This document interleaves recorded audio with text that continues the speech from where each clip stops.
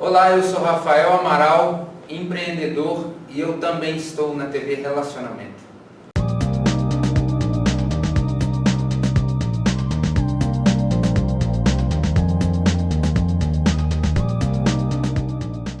Olá, internautas, iniciamos mais um programa Gestão Executiva e hoje eu tenho o prazer de rever um profissional de primeira linha, muito respeitado e que nós tivemos a oportunidade de trabalhar juntos na American Express. Antônio Carlos Calil, gratidão, prazer sempre vê-lo. Prazer é meu. Né? Perfeito. Conta um pouquinho para os nossos internautas, você que teve aí uma carreira meteórica e que sempre brigou por pessoas, gostar de pessoas, conta um pouquinho, desde o início, como é que foi. A gente estava conversando antes aí sobre um algoritmo, eu quero que você que detalhe tudo isso aí, pessoal. Tá, eu só tenho que começar a discordar com o negócio meteórica. A minha carreira não foi meteórica. É assim, você é muito respeitado. Ela foi lenta, gradativa, e as coisas foram acontecendo gradativamente. E hoje eu estou aposentado já há uns 3 anos. Um pouco antes da pandemia eu já tinha parado, mas eu atribuo que eu tenha minha carreira profissional e empresarial tenha dado certo, basicamente por duas facetas, duas ações que eu me deparei. A primeira foi ter operado com tecnologia apropriada, adequada, de vanguarda, no momento certo. O exemplo é que nós, na American Express, pela primeira vez usamos no Brasil o termo algoritmo. Pela primeira vez usou-se modelos que hoje se chamam de inteligência artificial. Naquela época nós invertemos os canais de venda de cartões em 3 anos, de quase tudo de banco, pouco de canais diretos, para o contrário, tudo de canais diretos e muito pouco para banco. Isso é através da absorção de uma tecnologia que a American Express já dispunha nos Estados Unidos e no Canadá principalmente, que nós trouxemos para cá. Então esse foi o enfoque. Nós começamos a trabalhar com o que havia de mais avançado de tecnologia naquele momento. E, para me refrescar a memória, isso foi mais ou menos em 1984, por aí. Ok. Então, não se falava muito ainda em PCs, o Windows não existia, a vida era complicada. Era IBM lá. Nós trabalhávamos com 4 variáveis só, e isso gerou conhecimento suficiente para que eu depois criasse a primeira companhia de inteligência de dados no Brasil, que foi a DataSearch. Essa DataSearch teve vida longa, foi uma empresa bem sucedida, tivemos clientes de ponta e fomos realmente a vanguarda na inteligência de dados no Brasil. Mas isso foi, vamos dizer assim, uma vertente do processo, foi a absorção e domínio da tecnologia naquele momento, que hoje ela está totalmente superada, é óbvio. Meu próprio não, neto, na verdade, o conceito é o mesmo, é que a tecnologia agregou e facilitou, né? E inclusive é engraçado, porque eu tenho um neto de 10 anos, que é um gênio da informática, e ele olha para mim e fala: como que você não está entendendo o que eu falo?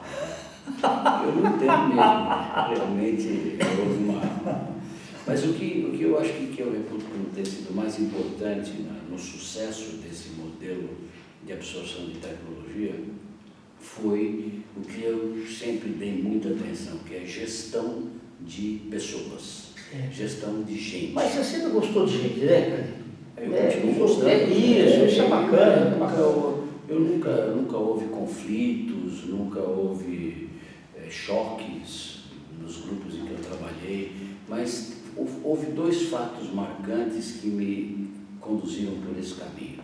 O primeiro foi que ainda na época que eu estava na Ogilvy, foi a primeira fase, eu tive contato com o que é hoje um dos grandes mentores do marketing atual, que chama-se David Ogilvy.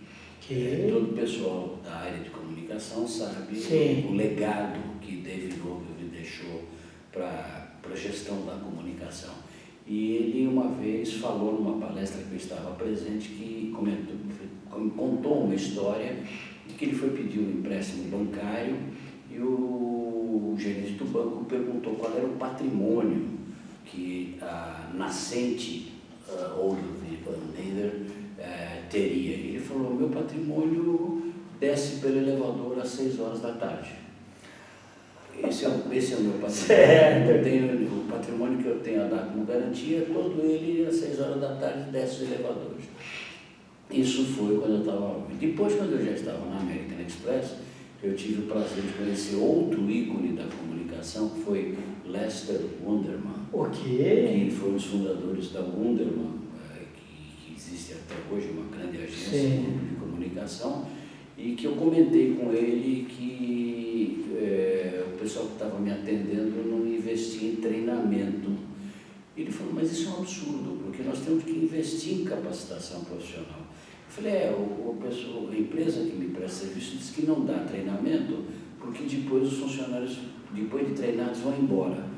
E o Lester Wunderman me falou: mas é isso mesmo, nós treinamos as pessoas para crescer, e muitas vezes essas pessoas saem e vão trabalhar no concorrente. Mas quem quer andar na vanguarda tem que desenvolver essas pessoas, o seu corpo profissional, para que depois eles, se tiverem que sair, saem, mas eles deixarem um legado. Então foi nessa junção dos dois elementos que nós acabamos fazendo uma empresa que foi a pioneira, chamava-se Data Search. Essa empresa foi criada com o objetivo de gerir inteligência de bancos de dados. Foi quando surgiu um modelo de negócio chamado Database Marketing, que foi o sucessor do antigo marketing direto, onde se mandava basicamente malas diretas, e depois o telemarketing foi quando surgiu. Eu acho que fui a primeira empresa a criar uma grande operação terceirizada de telemarketing na American Express. E não essa invasão, essa forma não inteligente, invasiva, como vem sendo atuados os canais de comunicação hoje em dia. Eu às vezes tenho até um pouco de sensação de que eu contribuí para criar um monstro, porque hoje em dia os algoritmos modernos absorvem tudo que você está fazendo e te invadem efetivamente com o processo de comunicação. Por quê? Porque naquela época, mídia, para você falar com o seu cliente, era cara. Era mala direta, uma chamada telefônica. Hoje, a mídia, ela é praticamente de graça. Ela é irrelevante o custo no processo quando você posta, e onde não há custo fixo, e você paga pelas respostas obtidas. Então, se antigamente eu gastava $1, $2, $3, $4 por peça de mala direta, e trabalhava-se com percentuais de resposta em pontos de equilíbrio precisos e nem sempre baixos, hoje em dia você simplesmente posta numa rede, paga uma mixaria, atinge bilhões de pessoas, e qualquer tipo de resposta faz a operação se transformar em rentável, porque o custo da mídia deixou praticamente de existir um elemento de um grande obstáculo para o sucesso de ações comerciais. É verdade. Mas o segundo ramal, que eu tenho falado da gestão de pessoas, a segunda vertente, é o que muitas empresas não entenderam isso até hoje, que é da capacitação profissional é que você obtém o sucesso. E você só obtém capacitação profissional quando você tem colaboradores felizes, motivados, estimulados, porque essa mentalidade, chamado o modelo antigo, o pagar pouco para fazer economia, isso geralmente quando você paga pouco, você tem a mão de obra de pior qualidade. É verdade. Não tem mágica, né? Não tem mágica. E, então, quase sempre o fator de você ter uma folha de pagamento na média mais alta que a do mercado te contribui para ter produto de qualidade melhor que o do mercado. Sim, além da retenção de talentos. E da retenção de talentos. Exato. Eu tenho um filho que já está quase 20 anos morando nos Estados Unidos, trabalha hoje com tecnologia de ponta e lá não existe lei trabalhista nenhuma. Exato, verdade. E o esforço que as empresas fazem para reter os cérebros, a inteligência, a competência, ela substitui com vantagens as defesas e uma legislação que às vezes protege a inoperância. Sem dúvida, é verdade. E esse é o mundo em que a gente vive hoje. Eu me coloco como um observador, ao mesmo tempo que você encontra algumas empresas que são bons lugares para trabalhar, você encontra níveis de insatisfação, de angústia, de ansiedade junto aos profissionais muito altos, né? Basta ver o que se chama hoje de burnout, que as pessoas não estão conseguindo equilibrar o que é o processo de bem-estar com produtividade. E cada um de nós, cada um de vocês podem olhar perfeitamente qual é o nível de qualidade de atendimento que se encontra por aí na enorme maioria das empresas que prestam serviços para nós.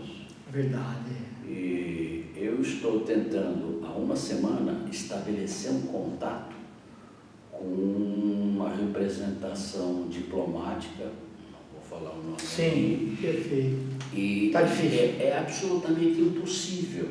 Mesmo com toda a tecnologia, a empresa falando que tem os canais não abertos. atendem. Pedem para você preencher um formulário, só que o formulário do site não funciona. Aí você manda e-mail sem uma resposta automática dizendo que está em análise e vai verificar. Então, as empresas onde compramos serviços ou produtos pela web e que apresentam um bom serviço são exceção. É verdade. Inclusive os bancos, inclusive as companhias de telefonia, inclusive as companhias de cartão de crédito. Companhias aéreas. Companhias aéreas, então nem se fala. Companhias aéreas, eu estou tentando programar uma viagem para o final do ano e não consigo preencher os formulários que as companhias me colocam porque não cabem os caracteres ou te mandam de volta. Ou seja, estou querendo comprar uma passagem para a Europa e não consigo. Tá certo. Ou seja, ao mesmo tempo em que o mundo de hoje, eu não tenho muita ideia a que ponto que isso está ocorrendo a nível de consumidor em países mais desenvolvidos, mas a qualidade do serviço que nós estamos recebendo como consumidores aqui no Brasil é lamentável. E só não se muda essa situação porque, primeiro, a percepção do consumidor sobre qualidade caiu muito. E, em segundo lugar, porque a concorrência não está clara. Mas quando você percebe uma empresa, eu tenho hoje 2 ou 3 empresas, sites, das quais eu compro com confiança. Acabei de comprar, fazer uma compra há minutos antes de vir para cá. E vou até falar o nome, porque os nomes bons... Sim, tem que ser elogiados. Nespresso. Tá. Impecáveis. Operam bem, atendimento bom, que entregam Cafézinho rapidez, tudo de bom. E tem umas 10 aqui que eu estou guardando na cabeça, que eu não quero falar o nome, e que vocês todos devem conhecer os problemas que existem hoje na qualidade da entrega de produtos e de serviços que nós compramos pela internet. Outro ponto que pode ser notado, percebam também a qualidade do atendimento físico que se tem nas lojas. A grande maioria é muito precária. Verdade. A grande maioria é muito precária, porque não se investe em treinamento. porque acha-se que por treinamento é preparar o funcionário para ele pedir demissão e trabalhar com o concorrente. Não é assim que funciona. A composição de felicidade de um funcionário, a remuneração é um ponto, a perspectiva é outro ponto, o ambiente é outro ponto, o respeito que ele recebe é outro ponto. Então é um conjunto de fatores que fazem um funcionário se sentir bem no lugar onde ele trabalha. Exatamente. E isso está profundamente esquecido, com as exceções que nós todos conhecemos, que são empresas que fazem investimento pesado em processos de qualificação profissional e de retenção. Então, às vezes fala reter cliente, ótimo, tem que reter cliente, mas você não consegue reter clientes se você não consegue reter funcionários. Exato, verdade. Equipe coesa, equipe estável, é equipe de boa qualidade, que tem condições de prestar serviço de boa qualidade. Tem que pensar o seguinte, a empresa, o pessoal de linha de frente é o exército que ele tem.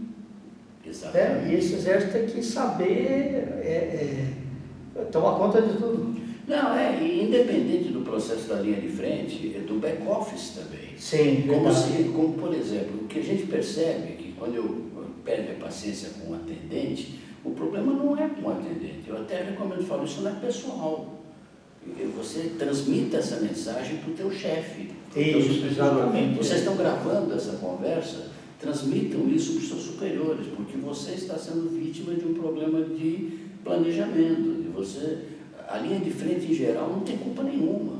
Ela faz a bobagem porque ela não foi treinada, porque ela não tem... O sistema não ajuda. O sistema não ajuda, não tem logística. E quem paga o pato é o coitadinho que está lá na frente. Certo. E hoje a qualidade de serviço, na imensa maioria do mundo em que eu vivo, anda muito ruim, com as exceções de praxe. E eu, aos 76 anos de idade, ainda sou um heavy user de compra de serviços na informática. E esse é o ponto que eu acho que então eu recomendaria, além de estar acompanhado com a tecnologia, estar acompanhando a evolução da tecnologia, atenção total para a gestão de qualidade da sua equipe. É daí que vai sair o sucesso. A qualidade do teu cliente vai depender da qualidade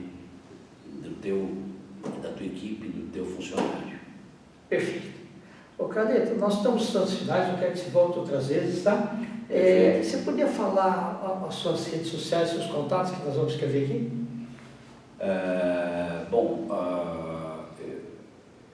O meu telefone, será que é o Carleto? 11, né? É 11 98025 5000.